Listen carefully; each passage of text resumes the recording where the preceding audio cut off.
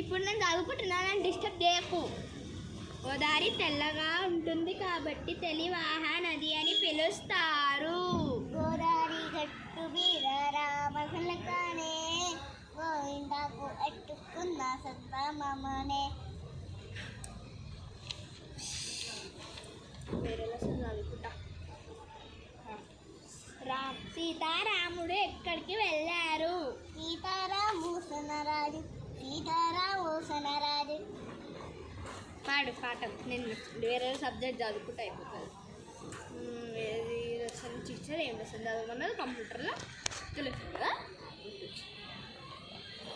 Algorithm is a set of simple shapes to solve any logical or mathematical problem.